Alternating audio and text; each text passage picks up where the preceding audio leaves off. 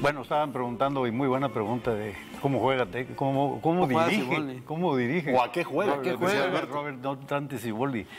Como nos tocó verlo de jugador con Tigres en aquella fatídica descenso, aquella temporada que vino el descenso, como jugó, aún siendo portero, transmitió la enjundia, la garra, ya lo había mencionado anteriormente, a los jugadores actuales y a todos los equipos que él ha dirigido.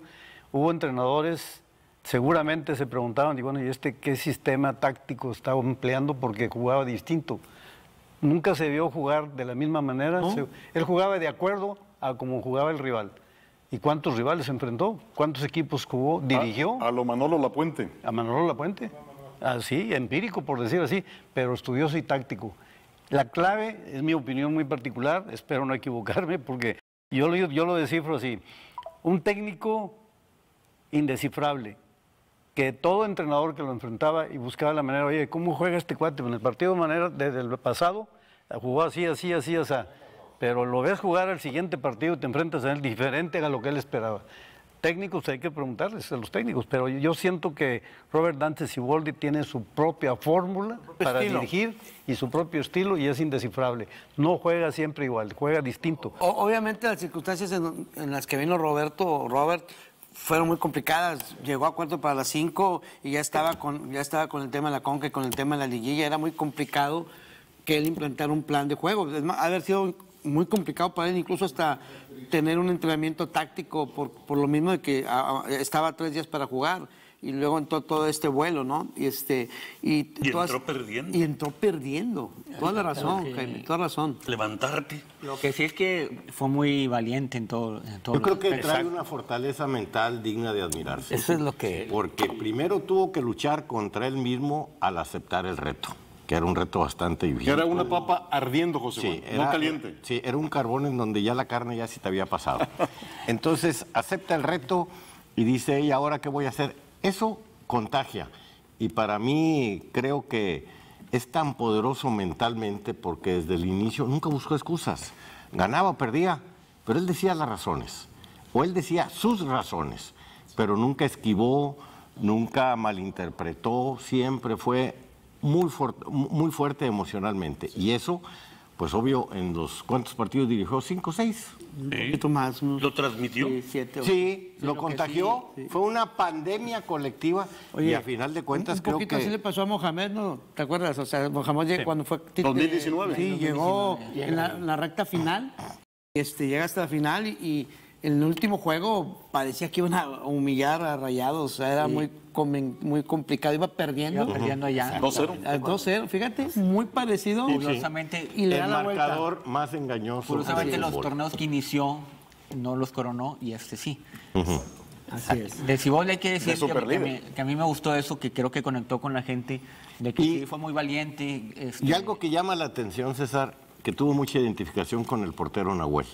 Como que le transmitía su manera de pensar y Nahuel acomodaba dentro de la cancha y Nahuel impulsaba, motivaba, regañaba, se enfrentaba, cotejaba, animaba, todo. Ese era el dron, vamos a decir. Y que independientemente del tema motivacional, pues en la cancha Tigres tenía a puro figurón, línea por línea tenía grandes jugadores. La columna vertebral, si la analizamos, era terriblemente También hay que ver que es diferente cuando no tienes nada que perder, como fue el caso de Mohamed aquella vez. No tienes nada que perder, igual, y ahora también lo aprovechan.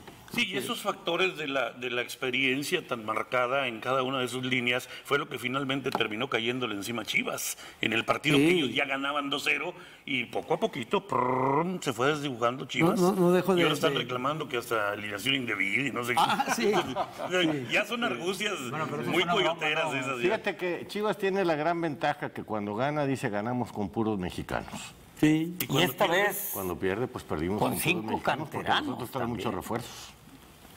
Esta vez también. Pero ¿por qué se compran técnicos extranjeros y no jugadores extranjeros? Exacto. Pero es un torneo que tiene su reglamento desde el inicio y si bien ellos han tenido una política de tener jugadores nacionales, pues toda la vida ha sido eso. Pero no por eso significa que los demás... Aquí el problema a veces es que se traen bultos y no de cemento, se traen bultos o troncos, como se dice. ¿Qué pasó, maestro? No, la valentía, como dice César, y el arrojo de Siboldi está también en el equipo que iba a dirigir, que ya también estaba muy maltratado por la opinión pública en las redes sociales. Grillos, ¿verdad? Que ya se vayan, no sirven para nada. Sí, y mencionaban a los... Pero sacaron la casta los Y gringos, mencionaron a los naturalmente, ¿eh? 4. Supo sacarles ese amor propio a raíz de todas esas críticas. Exactamente, o sea, estaban ya en una situación Heridos. de provocación y le llegaba ya la lumbre al directivo. Sí, Nahuel también. tronó contra muchos que lo habían criticado. Exactamente. En Pleno festejo, Jaime. Sí, en pleno festejo. Bueno, imagínate ofrecerle un equipo así a Siboldi, que no tenía ni siquiera contacto con ellos anteriormente, para tocarle el sentimiento a Guillán, que Yo no creo correrá igual y no Yo creo será que el... fueron muchos factores Fueron muchos factores. que se dieron todos en un solo momento. Se conjugaron muy oportunamente. Fue como una fogata. Yo creo ¿no? que esto no lo vamos a volver a ver en mucho tiempo. Y también hace que también les leyó la cartilla uno por uno. De haber hablado fuerte como tiene como al fin Charrúa, su carácter de mucha energía, de mucha firmeza, pero como No, también y supo aparte, despertar Un conciencias. hombre que lo respetas, ¿no? Por toda su trayectoria. Sí. Y se vio frío siempre. Sí. Muy cauto. Calmado. Muy cauto. Y ahora, el petardo que agarra Siboldi lo pudo encaminar también, que hasta hizo mella enfrente, ¿eh? Aguas, fíjate todo lo que está pasando enfrente. Sí, fue muy y fue a parecido, raíz del clásico. Fue muy parecido al clásico Del 2003. Que decías que hoy Sí. se celebra el 20 aniversario. Hoy se más cumplen que al 20 revés. años 20 años. del aquel clásico 71, donde llegan muy parejos Tigres y Rayados. Y fíjate, lo que es un clásico regio, lo pierde Tigres 4-1, luego gana 2-1, pero no alcanza, y corren al Tuca, como hoy le tocó a Buse. O sea, un clásico te multiplica la alegría, pero también la derrota es una tragedia tremenda. La carrilla Cada uno, también, cada mucha uno. gente le tiene miedo a la carrilla. Miloca en alguna ocasión dijo, Monterrey es muy interesante dentro del aspecto futbolístico, ganando el clásico salvas la temporada. Algo que yo no entendí, porque pues un partido de clásico es rivales deportivamente hablando, pero la temporada pues es mucho más enriquecedora porque traes a rivales nacionales y te enfrentas con otro tipo de... Quizás antes sí. Y era una jornada hoy ya larga. no. Hoy- Hoy ya no. Era un torneo. Era un torneo largo. 38. Nos vamos a corte. Antes reciban un saludo y una felicitación de Panchito Rayas, que es el guardia de la Catedral de Monterrey.